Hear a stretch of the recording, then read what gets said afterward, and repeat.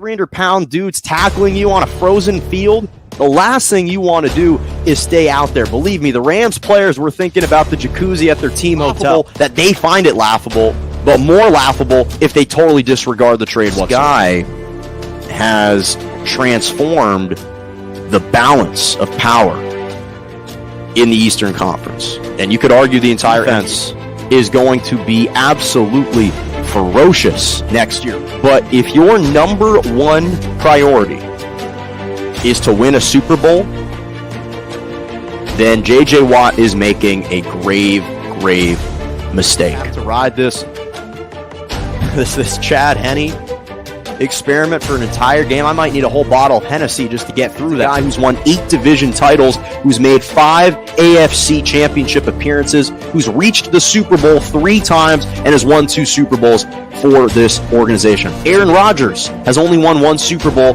with Green Bay. Drew Brees has only won 1 Super Bowl with New Orleans. There's only 13 quarterbacks in NFL history that have won multiple Super Bowls, and Big Ben is one of those individuals.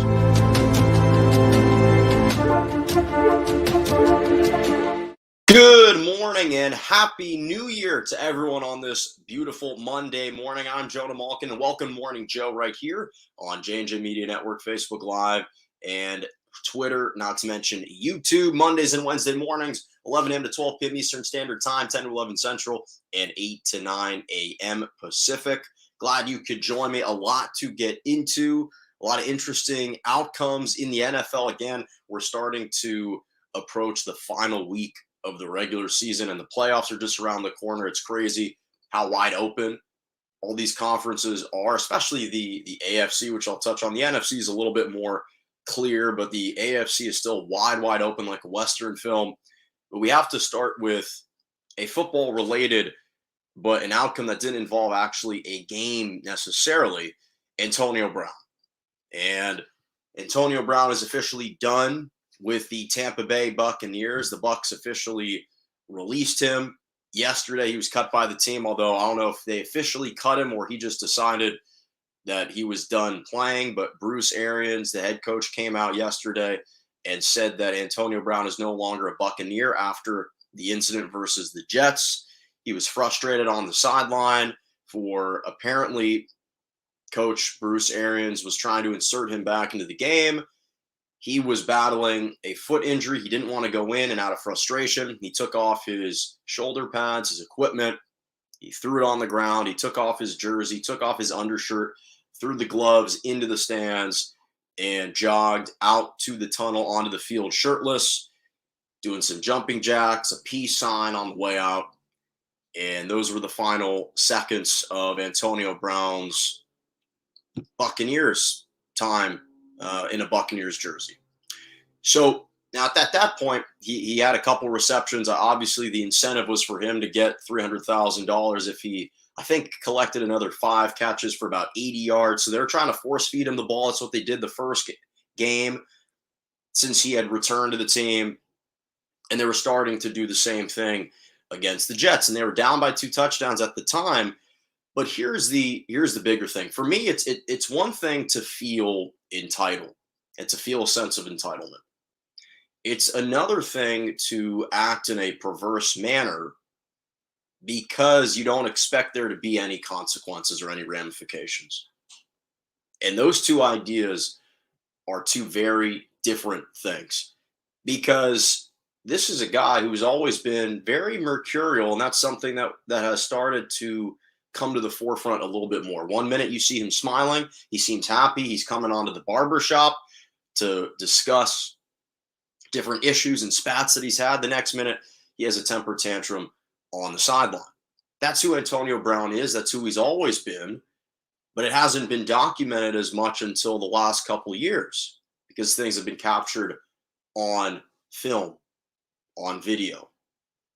And what I hate the most is seeing talented people waste away opportunities.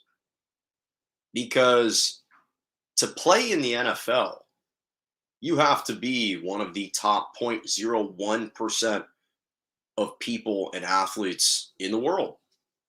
And there's even a lesser chance of remaining in the NFL when you're given a second or a third opportunity. And this is a guy who's been afforded privileges and opportunities that to most people would have been terminated by this point. It wouldn't have even been allowed to worsen and to dampen to this and to sour to this degree.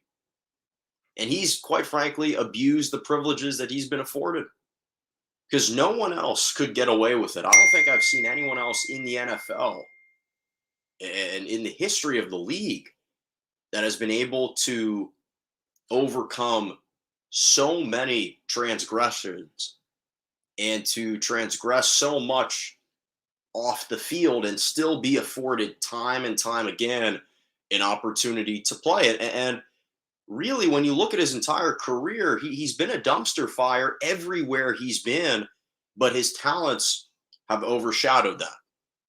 And they've forced these teams and these general managers to gloss over it and to basically put it behind him and give him the benefit of the doubt because his talent is so exceptional. This is a guy who has received the 25th most receiving yards in NFL history. He's a 7-time Pro Bowler, a 4-time first team All Pro selection, 7 seasons of 1,000 or more receiving yards. That's only been done a handful of times. This is an exceptional talent, but an incredible, incredible diva. And there are an innumerable number of incidents spanning back to the days in Pittsburgh. You can go back. He was a diva in Pittsburgh, where obviously he eventually got into some verbal altercations with Big Ben, and he was late for meetings, late for practices. He recorded Mike Tomlin on Facebook Live following a post-season win. And from there, it just spiraled out of control because he was involved in a domestic violence abuse incident. Apparently, he pushed the mother of one of his children after she asked for some reimbursement money after a haircut. So you have that. Then he threw the furniture off the balcony that nearly killed a toddler. He was on the 14th floor of the balcony, nearly killed a toddler. He was then released by the Steelers. He was traded for by the at the time they were they might have been the Oakland Raiders. Now they're the Las Vegas Raiders, obviously. He was a nuisance and a problem in Las Vegas. He got into issues and confrontations with Mike Mayock. He revealed and recorded a private conversation with John Gruden that he uploaded onto YouTube. He was dealing with frostbite and a foot injury because he improperly wore or forgot to wear footwear in the cryotherapy chamber that forced him to get frostbite and be dealing with these foot injuries. And he just started skipping practice. He simply didn't want to show up. Then he refused to wear a new helmet. The NFL had banned players wearing the same brand of helmet beyond 10 years, and they gave multiple years of notice in advance. And he refused to wear the new helmet. He kind of begrudgingly changed helmets. You had that. Then he was cut by the Raiders, and he was signed by the New England Patriots. And then he was accused of sexual assault and rape on 3 separate occasions. So he only played 1 game, and he was cut by the Patriots. And now we come to find out this year that he had turned in a fake vaccination card. He had lied about being immunized. And now this.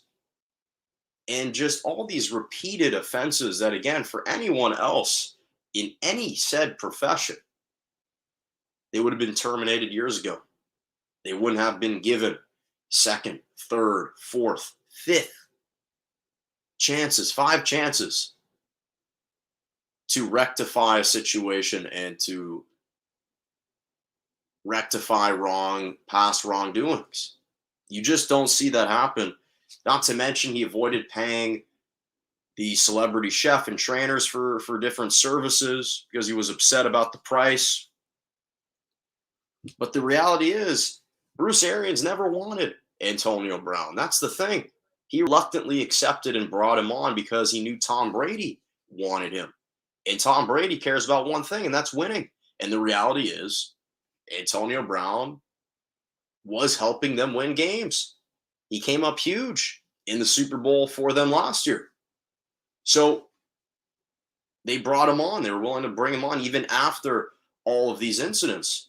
But I guess Brady kind of hoped that being around him, that his kind of calmer and cooler self would rub off on Antonio Brown and help control his temperament a little bit more. And unfortunately for him, it didn't really do that. Unfortunately, Antonio Brown kind of reverted back to his old ways. And he's always been a loose cannon.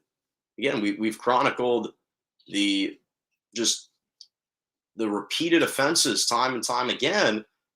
And then to just have the audacity to feel like because you are a superstar wide receiver, that you can just pout on the side, you can act in a petty way like a petulant child and just take off your pads, throw your jersey and gloves into the stands, and just jog off MetLife Stadium shirtless. It was just disgusting, to be honest. It was obviously embarrassing for the organization, for him, but it was just repulsive to see that. Just no class. And all of this is self-inflicted. All of this was self-induced. This constant misbehavior, no one's forced him to act like this. And it just continues to happen. And I think that this is the last that we'll see of Antonio Brown. I really don't think that he will be given another chance. If he can't fit in Tampa Bay with Tom Brady, then I don't know if there's a lesser proven quarterback that he could work with, that he could, more importantly, respect. And this might be kind of his legacy. He might be more known for all these off the field transgressions or even on the field offenses than for his actual play, which is a shame because he is an elite talent. But it's been marred by all of these repeated offenses. And this might be the last impression he leaves with us and leaves the NFL with, because I don't think we're going to see him again. I don't think another team is going to take a chance on him. Just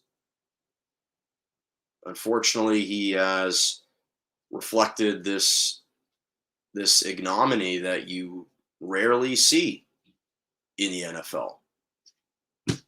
But crazy that it ended up ending this way for him.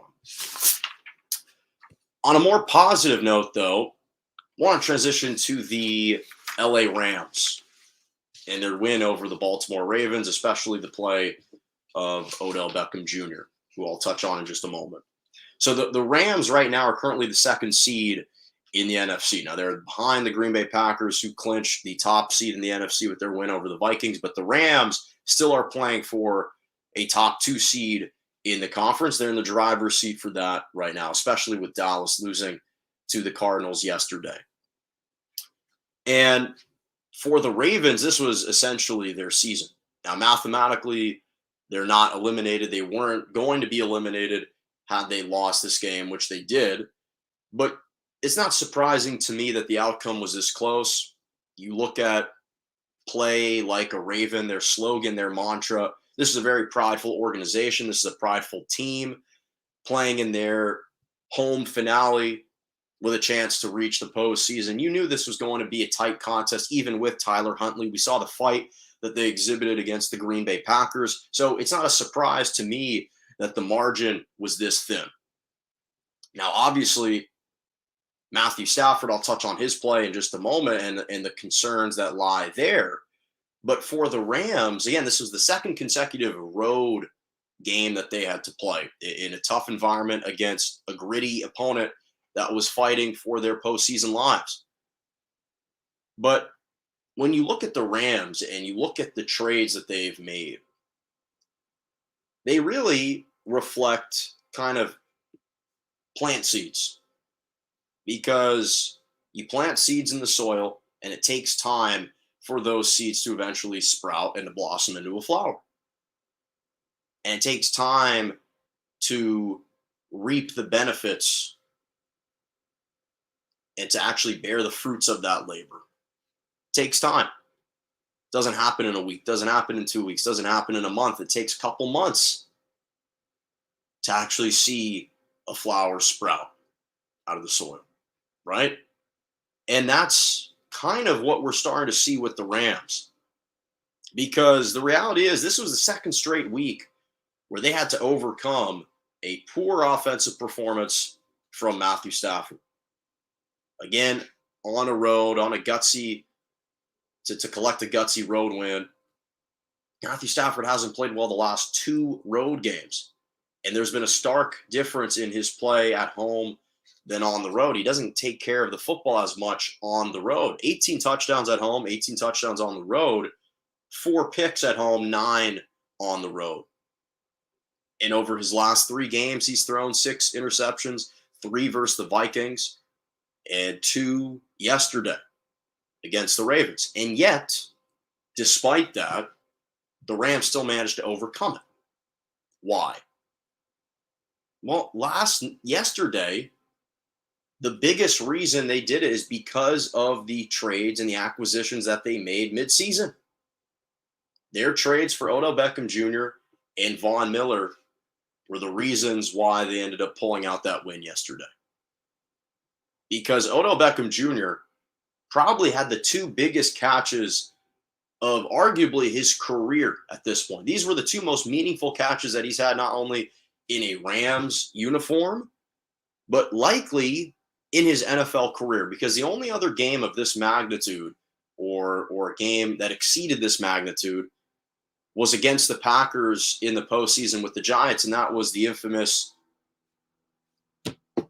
boat party in Miami during their off week, where he took all the wide receivers to Miami before this playoff game in their off week.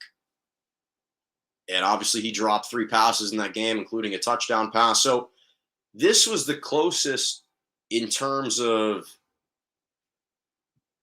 equalizing that type of urgency, that type of pressure, because the Rams are fighting for a top seed. They're trying to win their own division. It's a crowded conference, and every single game matters. And here you have the Rams, who are on the ropes. They're down 19-14. You have a 4th down and 5 in the red zone. It's tight coverage. And Odell Beckham Jr. makes it a sensational grab in traffic, tight coverage. It was a tough ball to catch. Matthew Stafford fired it in there, and he held on, was enough to move the chains. And then the touchdown pass, it was almost like a toe drag, and he had to extend his arm out to cross the pylon. And yet, again, for him to come through in that specific moment, we weren't sure if we would ever see that from Odell Beckham Jr. And those were arguably the 2 biggest catches of his entire career. And I really don't think it's hyperbole. I really don't think it's over embellishment. The moment called for a spectacular play, and he shined through. And on the other side of the field, Von Miller came up with the clutchest sack of the game that essentially sealed the game. And we haven't seen Von Miller jump off the screen that many times, and he delivered again yesterday.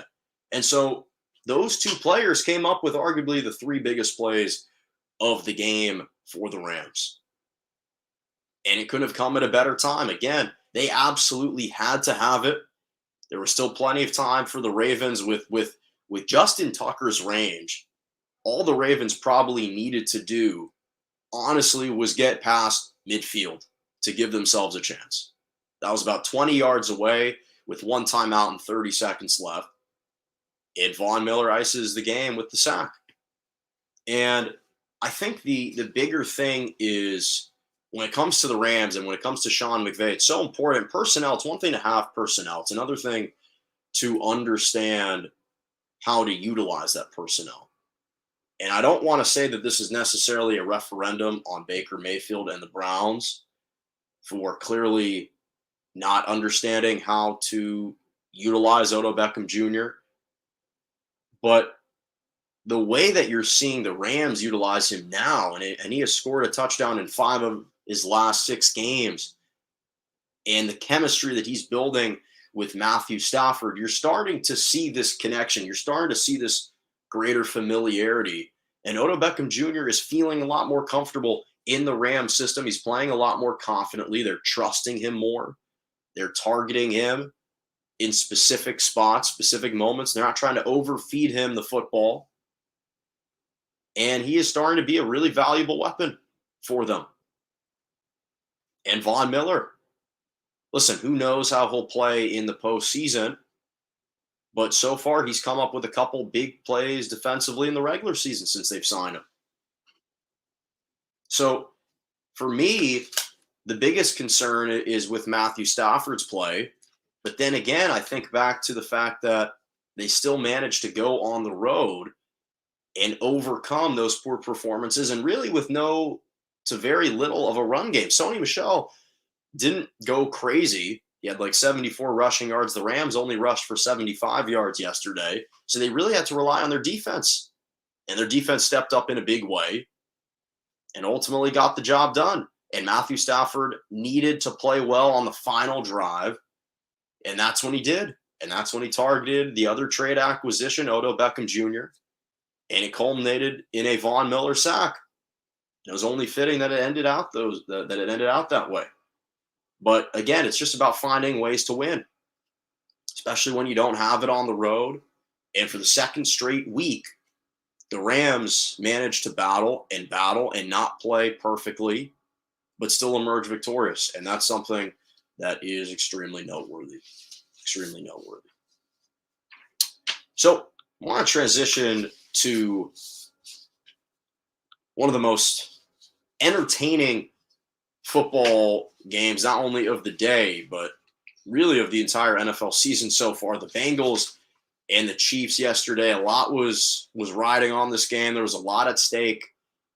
And Bengals ultimately prevailed 34-31 over the Kansas City Chiefs. They clinched the AFC North and clinched a postseason berth for the first time since 2015. And this was really one of the most entertaining games. It lived up to the billing. There were fireworks, explosiveness offensively. Both quarterbacks were showing out and playing well.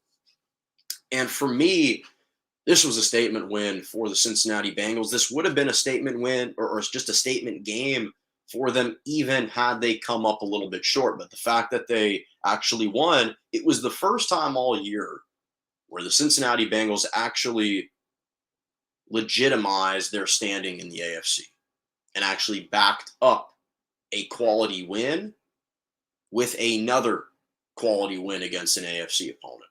Because earlier in the year, we all fell for this and we all made this mistake.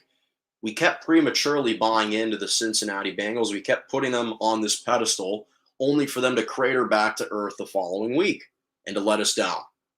We saw it when they had that huge win over the Ravens. They won 41-17, and then they followed that up the next week, losing to the Jets. We saw them destroy the Pittsburgh Steelers for perhaps the largest margin in years in that rivalry.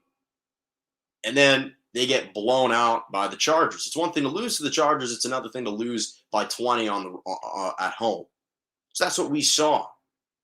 So it was so difficult to actually buy into the Cincinnati Bengals team, even with all the talent, because just when we would heap these expectations onto them, again, they'd come crashing back to reality. So this was the first time all year that they said, hey, you know what? We're not going to falter this time. We're not going to drop into the well. We're going to stay afloat. And we're actually going to elevate and ascend to an even higher place than most teams had us going before. And now they've won 3 straight games. And as I mentioned, they've clinched the AFC North, which I don't know when the last time they won the AFC North was. I'll have to look but they clinched a postseason berth for the first time since 2015. And here's the interesting thing about the Cincinnati Bengals, and I said this when they drafted Ja'Marr Chase 5th overall in the draft. Everyone knew that it was going to be a slam dunk between the two of them because of the connection and the chemistry that they had at LSU again during that championship year when they went undefeated 15-0. Ja'Marr Chase had accumulated over 1,700 receiving yards, 20 touchdown passes. Even though he hadn't played in a year since then, because he opted out of the season his senior year, you knew that they were going to be a hit because of that connection. Obviously now he's got over 1,400 receiving yards. He's top 4 in the NFL in receiving yards. And yesterday he had 11 catches for 266 yards and 3 touchdowns in one of the most impressive individual performances of the entire NFL season. That's what Ja'Marr Chase did yesterday.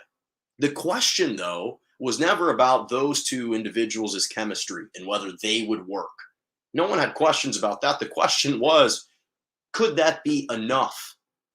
Could that be enough to propel them to relevancy immediately?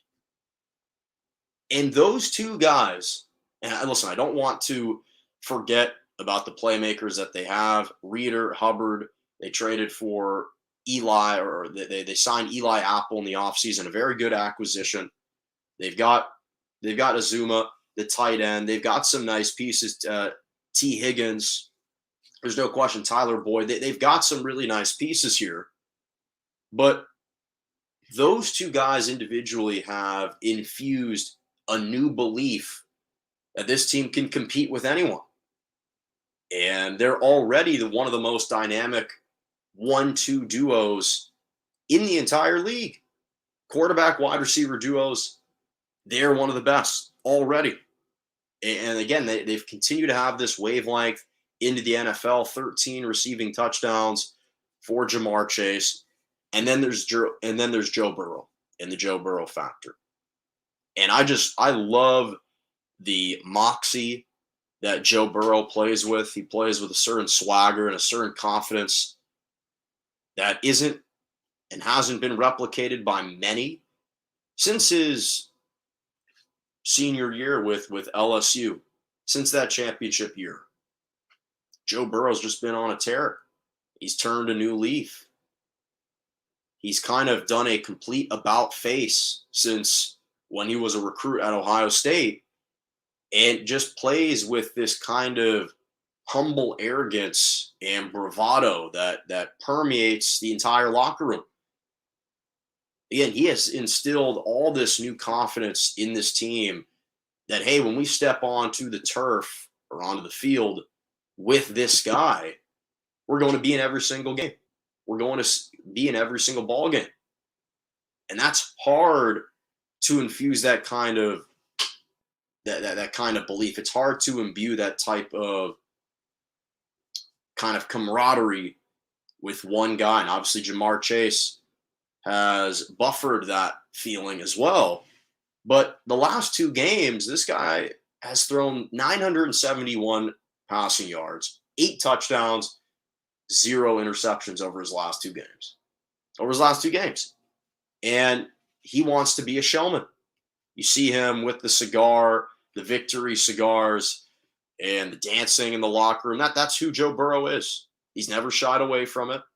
He's never backed down from expressing publicly who he's always been. And that's an attitude change that the Bengals simply needed to have, that he has come in and provided. And he is a tremendous leader already in his second year. People forget he also tore his ACL midway through his first and rookie season last year. He's followed that up with no hiccups. In fact, he's actually elevated his style of play, and he's still getting sacked just as many times. And the reality is the players love playing for him. But this was a watershed moment for the Cincinnati Bengals, not only because of what it means for them postseason-wise, but what it means for their organization, what it means for their franchise, and the perception that we have of their organization, of this team. This was a team that had the worst record in the NFL just 2 years ago. And they draft Burrow and they draft Jamar Chase. And all of a sudden, they're 10-6. They're 10-6 and they're in the postseason. And it's an incredible, incredible turnaround. And listen, Zach Taylor used to be a Rams coordinator. He's starting to thrive and flourish in Cincinnati. Good for him. They trailed 28-17 at the half against the Chiefs. And then they outscored them 17-0 in the second half, or 17-3 in the second half. They went on a 17-0 run at one point, and they knocked off the team that was the hottest team in the NFL. They were riding an 8-game win streak. And it was impressive. Now, unfortunately, it was a really impressive home win. Now, unfortunately for the Chiefs, it likely cost them home field advantage throughout the AFC, because now the Tennessee Titans, with their head-to-head win over them, are in sole possession of first place, and they take on the Texans on the road in their season finale. So it's very unlikely that they would lose that game. Not to mention the Chiefs still have to play at the Broncos, which is not an easy place to play at Mile High. It's not an easy place to play at all. So they probably cost themselves home field advantage in the AFC. But again, big shout out to the Bengals. I mean, again, just it's going to be a crazy week 18 in the NFL, but a statement win and a watershed moment for that franchise and for that city. No question about it. Finally, wanted to discuss one other football game that took place. The Las Vegas Raiders and the Indianapolis Colts. The Raiders went into Lucas Oil Stadium and knocked off a really good Indianapolis Colts team 23-20 on the road. This was probably one of the most improbable wins, and the Raiders have probably been one of the most improbable stories of the entire season. I don't know if there is a more embattled franchise than the Las Vegas Raiders. When you think about what this team and what this franchise has had to endure, it has had to overcome. I mean, it has been one huge PR nightmare. They could not avert crisis if they tried. Everything that could be dumped onto them and onto this franchise has. In one season, not even in a whole year, over the course of 3 or 4 months. They could not avert crisis at all. When you think back to the John Gruden fiasco and all the racist, derogatory, and misogynistic emails, to the fatal car crash with Henry Ruggs and the fact that he was accused of involuntary vehicular manslaughter, and then Damon Arnett, a video of him surfacing where he's brandishing firearms and he's making death threats. And yet, despite all of that chaos and all of that turbulence, they've been able to fly safely and safely land the plane and simply find ways to win. I mean, they have had every reason in the books to bail on the season, to pack it in. And you know what? We as the fans and as the media, even the NFL, we would excuse it because it would be justified. Normally, you have expectations of teams. If they come up short, we find reasons to scold and ridicule them. No one was going to do that for the Raiders this year, because as much as we want to judge, or as much as we wanted to judge Carr and to judge the entire cast of characters, it was impossible to do so given, again, all the craziness that was engulfing this team. So we had no expectations of the Raiders. All these incidents, we kind of felt like they became irrelevant. We didn't really talk about them. They were discounted. And we just overlooked every single game that they played and moved on to the opponent and said, okay, this is the next relevant team in the AFC. And the reality is, to this team's credit, I mean, again, every act that they did was marred by the acts that preceded it. And yet, to the credit of Derek Carr, he has managed to lead this team through all the pitfalls to a 9-7 record and being competitive in more games than that. And they've won 3 straight games. I mean, the Oakland, I mean, not the Oakland, but the Las Vegas Raiders epitomized mediocrity the past several years. 2019, they started out 6-4 over their last 10 games. They lost 5 of their last 6. Then in 2020, last year, they started 6-3. Off to a great start. They go 2-5 to end the season and to miss the postseason.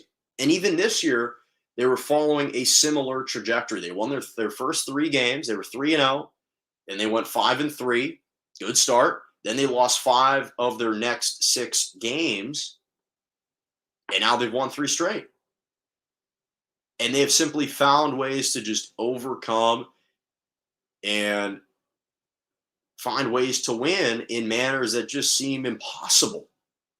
It's almost short of, I don't think it'd be an exaggeration to say that it's been short of a miracle and a bit short of miraculous what they've been able to overcome. I truly don't think that I've ever seen a team have to traverse this many trials and tribulations in the same season and still actually be in contention for a playoff berth. And listen, I have to give credit to Rich Bisaccia too, the head coach. The fact that he's kept this team focused, locked in, and ready to compete week in and week out. And as I mentioned, they've had all the excuses in the world to simply play poorly. They've never opted for that route. They've never opted to do that. And they weren't better than the Indianapolis Colts yesterday. They're not a better team than the Colts. But this isn't about the Colts. I mean, there's no question Carson Wentz missed a couple key third down throws. They were 9-0 when Jonathan Taylor rushed for over 100 yards this year. This was the first time that they lost a game when he ran for over 100 yards, which he did for the 10th time this year. They lost because Carson Wentz didn't play up to expectations. He missed a couple key throws, especially on that potential game-winning drive when they had to settle for a field goal. That should have been a touchdown that probably should have won the game. But again, this isn't about the Colts. This is about the Las Vegas Raiders against all odds, simply eking out a win, finding ways to win. And they've got some really talented players. Their defense has stepped up, led by Max Crosby. Carl Nassib has been playing well again. Jonathan Abrams. They've got some players. And then offensively, Hunter Renfrow has turned into a really nice wide receiver and a really good wide receiver. Josh Jacobs, I really like, the running back out of Alabama. But Derek Carr is having a really underrated season again. And he is showing just why he is a great leader. Because, again, for I still don't understand how he's been able to keep his composure, how he's been able to stay focused and locked in. This guy is one of the most mentally tough quarterbacks in the NFL. He truly is. And I think more importantly, this game was a microcosm of the Las Vegas Raiders' entire season, which is showing a lot of potential and a lot of promise and success early on in the year and early on in the game. They led 13-3. In the middle of the season, they kind of faltered and they kind of started to spiral, not only in the game, but in this season. Again, they lost 5 of their 6 games in the middle of the year. But then they turned it around and they executed late down the stretch, which was the case yesterday. So, listen, they haven't clinched a playoff berth just yet. They still obviously have a huge game against the Chargers at home on Sunday Night Football next week that will determine probably the rest of the AFC postseason standings.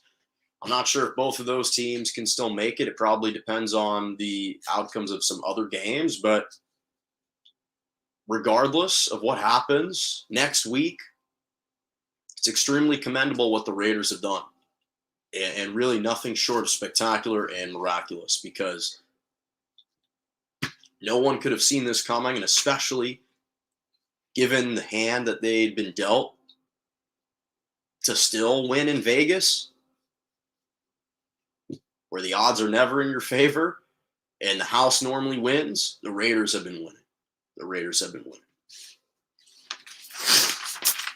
All right, final topic, my Malkin's moments. I have some great Malkin's moments for you. I have to start in the state of Ohio with the Cincinnati Bengals. Ja'Marr Chase creating history, not only yesterday, where he had 11 catches, 266 yards, and 3 touchdowns in one game in the 34-31 win over the Kansas City Chiefs. That set a franchise high, a franchise record for the most receiving yards in a game. Chad Johnson achieved a 260-yard performance against the San Diego Chargers in 2006.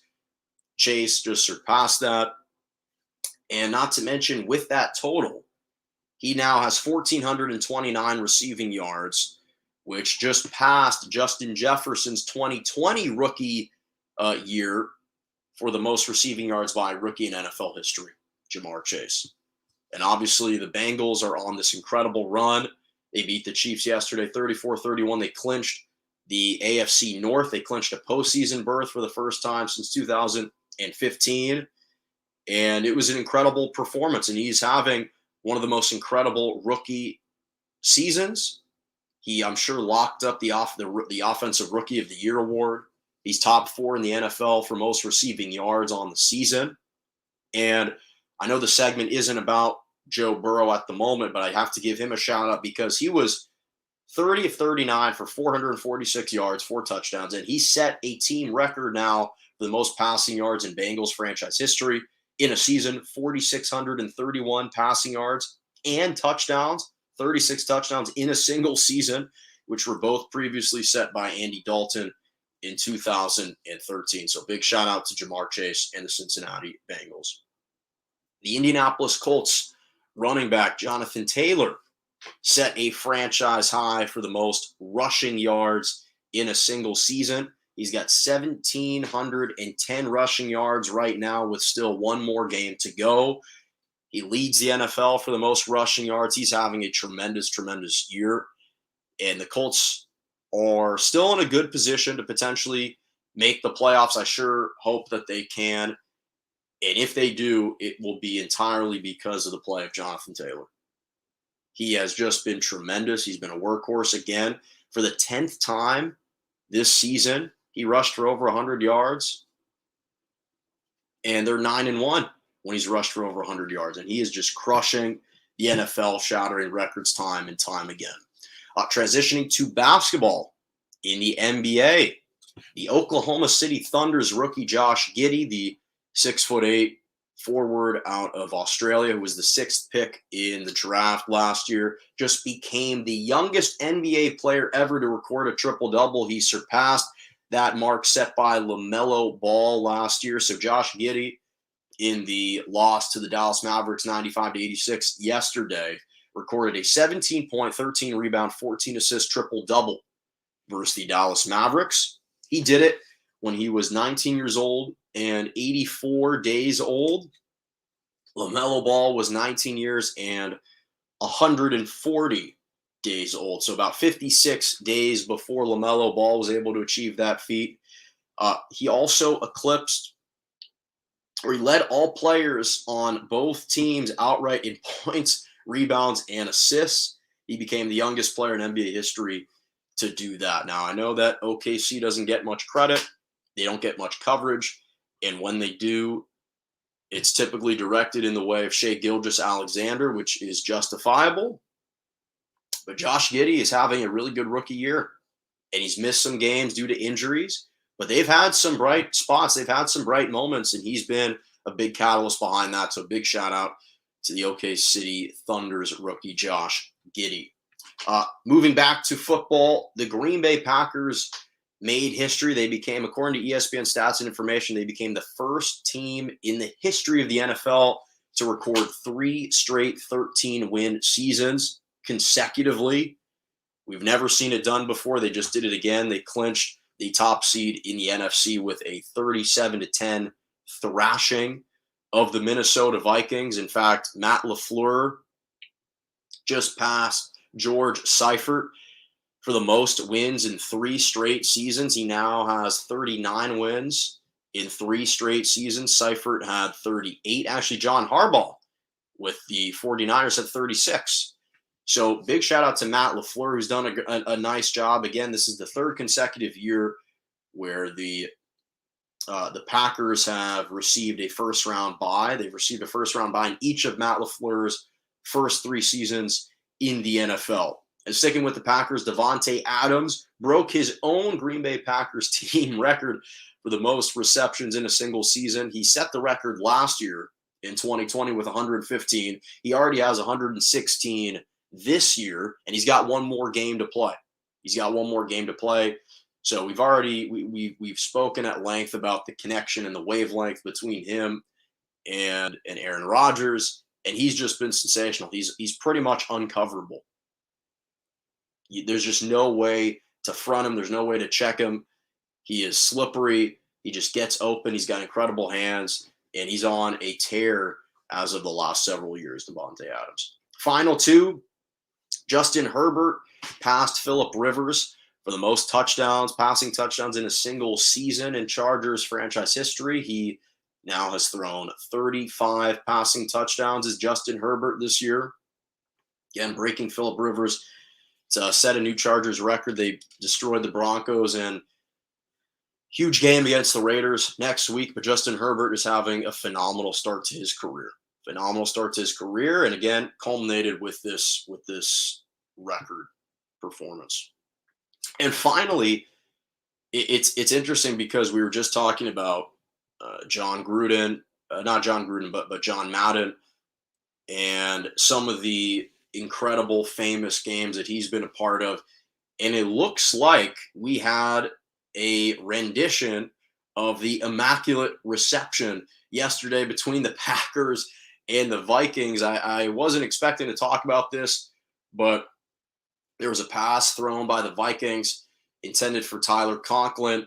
It caromed off of either he or some of the Packers defenders, and it caromed back, and Garrett Bradbury, the center for the Vikings, scooped it up and ran it a couple yards forward. It almost looked like the Immaculate Reception, which of course was between the Steelers and the Oakland Raiders at the time, the 1972 AFC Championship game.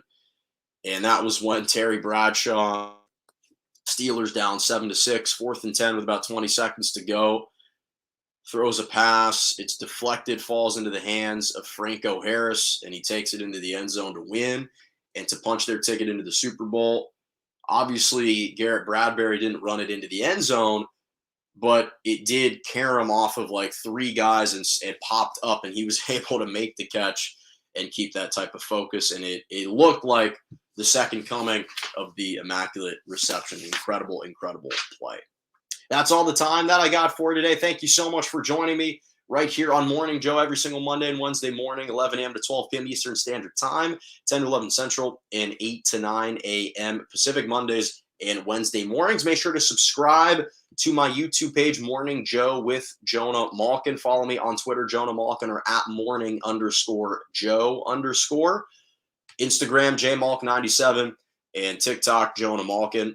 That'll do it for me. Happy New Year, and always have a lovely rest of your morning.